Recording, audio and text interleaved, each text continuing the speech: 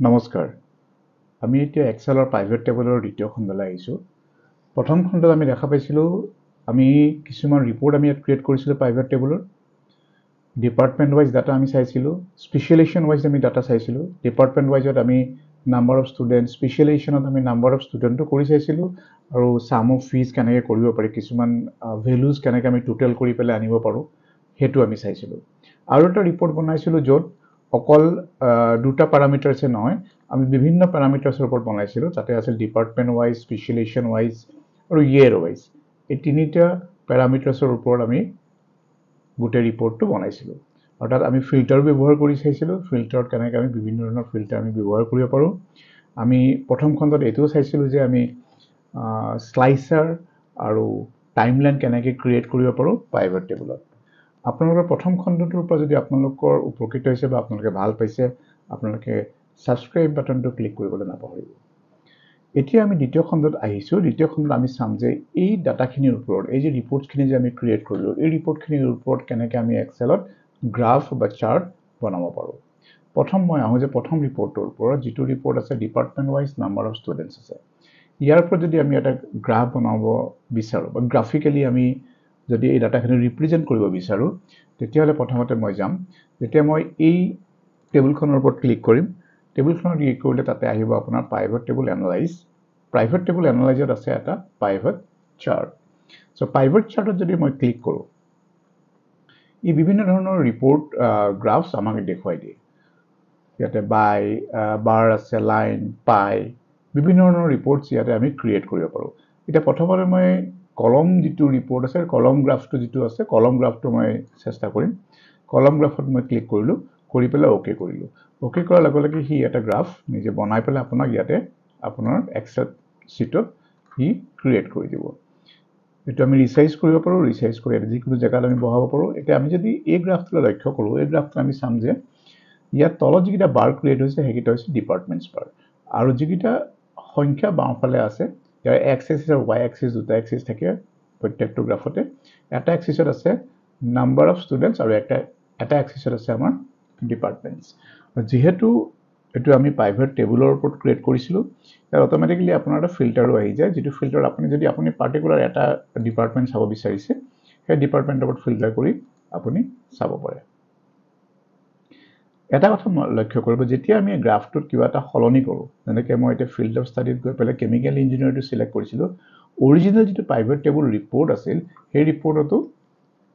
ফিল্টাৰিংটো apply হৈ যায় তাৰ মানে এই ৰিপৰ্টৰ ওপৰত বেছ কৰি এই গ্ৰাফটো বনোৱা হৈছে সেইকাৰণে দুটা ইণ্টাৰলিংকড হৈ থাকে এটা যদি মই আকৌ সিলেক্ট অল কৰি দিওঁ ৰিপৰ্টটো গোটেই ডাটাখিনি দেখুৱাব একৰ্ডিংলি গ্ৰাফটো এই গোটেই ডাটাখিনি দেখুৱাব গ্ৰাফৰ এই পাৰ্টটো হৈছে টোটাল যেটো আমি লিজেন বুলি কওঁ তো লিজেনে আপোনাক দেখুৱাই দিয়ে কি বুজাইছে তো ইয়াত টোটাল বুজাইছে এই বাৰকেইটাই এটা এটা সিম্পল গ্ৰাফ আমি ইয়াতে বনাই দেখুৱাইছো ঠিক তেনেকৈ আৰু এটা মই এই ৰিপৰ্টৰ ওপৰত বনাব বিচাৰিছো এই ৰিপৰ্টৰ ওপৰত যদি মই এটা গ্ৰাফ বনাও আকৌ প্ৰাইভেট টেবুল এনালাইজত যাম প্ৰাইভেট চাৰ্টত যাম এতিয়া মই এটা পাই ল'ব বিচাৰিছো এটা পাই লোৱাৰ লগে লগে আপুনি পাই গ্ৰাফটো যদি মই ক্ৰিয়েট কৰিম পাই গ্ৰাফত আপুনি চাব ইয়াতো আপোনাৰ টোটাল আছে এবাৰ সাম ফিজ আছে এটো টোটাল নাম্বাৰ অফ ষ্টুডেণ্টছ আৰু এটো আছে টোটাল এটো মই সলনি কৰি দিব পাৰোঁ টোটালটো মই এটো আমি কৰি দিলো ফিজ টোটাল কৰি দিলো ফিজ টোটাল সো পাই গ্ৰাফে কি কৰে পাই গোটেই এমাউন্টটো এটা হোল এমাউন্ট হিচাপে লৈ পেলাই তাৰ লগত কম্পেয়াৰ কৰি পেলাই হি পাই সাৰ্কেলটো স্লাইসেছ বিলাক ক্ৰিয়েট কৰে ফৰ এক্সাম্পল এতিয়া আমি যদি ইয়াত এইগিটা চাওঁ লিজেন গিটা চাওঁ ইয়াতে ব্লু কালাৰ যেটো আছে এইটো আৰ্টিফিশিয়াল ইন্টেলিজেন্স দেখুৱাইছে সো ব্লু কালাৰ আৰ্টিফিশিয়াল ইন্টেলিজেন্স মানে ইমানখিনি এই গোটেই হোলটোৰ পৰা এই গোটেই টোটাল ডাটাৰ পৰা এইটো পাৰ্ট আৰ্টিফিশিয়াল ইন্টেলিজেন্সৰ হয় তাৰ মানে ইমানখিনি ফিজ কালেকশন হৈছে আৰ্টিফিশিয়াল ইন্টেলিজেন্স সিমিলাৰলি এতিয়া আমি যদি চাওঁ এই গোটেইগিটা ভাগে অলমোস্ট সমান কিয়নো ডাটাখিনি যদি আপুনি চাই মোটামুটি গোটেই ডাটাখিনি সমানেই আছে 49 লাখ আছে আপোনাৰ 4 crores 90 lakhs গোটেইকেইটা 4 crore 90 lakhs এটাত মাত্ৰ আছে দুটাত আছে আপোনাৰ 5 crores সমান হেতু হৈছে আপোনাৰ মেচিন লাৰ্নিং আৰু web development তো machine learning on আমাৰ এটো আছে green color to আছে machine learning আৰু ৱেব ডেভেলপমেণ্টত আছে আপোনাৰ অৰেঞ্জ কালাৰটো ইয়াতো আপোনাৰ ফিল্টাৰটো ক্ৰিয়েট হৈছে ফিল্টাৰত আমি যেনেকৈ আগতে কৰিছিলোঁ এই ফিল্টাৰটো আমি ইয়াতে যিকোনো এটা যদি আমি চাব বিচাৰোঁ আমি চাব পাৰোঁ আৰু আগৰ নিচিনাকৈ ইয়াতে যদি আমি ফিল্টাৰ কৰিম অৰিজিনেল ডাটাখিনিও ফিল্টাৰ হৈ যাব অৰিজিনেল ৰিপৰ্টটো ফিল্টাৰ হৈ যাব এতিয়া এইটোত যদি মই আৰু অলপ সলনি কৰিব বিচাৰিছোঁ ইয়াতে মই ধৰিব পৰা নাই কিমান কোড আছে তেতিয়াহ'লে মই যদি ইয়াতে ক্লিক কৰি পেলাই যদি মই ইয়াত মই ডিজাইনত এড চৰ্ট এলিমেণ্টছ যেটো অপশ্যন আছে এড চৰ্ট এলিমেণ্টছৰ ডাটা লেবেল মই ইউজ কৰিব পাৰোঁ ডাটা লেবেলছত যদি মই চেণ্টাৰত দি দিওঁ চেণ্টাৰ ডাটা লেবেল ক্ৰিয়েট কৰোঁ তেতিয়া আপুনি চাব এই পাৰ্টিকুলাৰ এইটো চেণ্টাৰ ডাটা টেবলটো ইয়াতে শ্ব' কৰিছে এতিয়া মই নালাগে যেনিবা ইয়াতে মই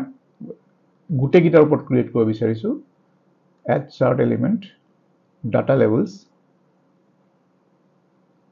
আউটসাইড ইন ইয়াত চাব আপুনি প্ৰত্যেকটোৱে বেলেগে বেলেগে সি দেখুৱাই দিছে তো পাই চাৰ্টটো চাই পেলাই মই ধৰিব পাৰোঁ যে ইয়াত কিমান ফিজ আমি কালেকশ্যন হৈছে সো এই চাৰ্টবিলাক নৰ্মেল যেনেকৈ এক্সেল চাৰ্ট হয় তেনেকুৱাই চাৰ্টৰ কাম কৰে ইয়াতে গৈ পেলাই আমি বিভিন্ন ধৰণৰ সলনিও কৰিব পাৰোঁ ইয়াতে যদি আমাক বেলেগ ধৰণে লাগে গ্ৰাফছটো সাপোজ এনেকুৱা ধৰণৰ গ্ৰাফছ লাগে ষ্টাইল আমি চেঞ্জ কৰিব পাৰোঁ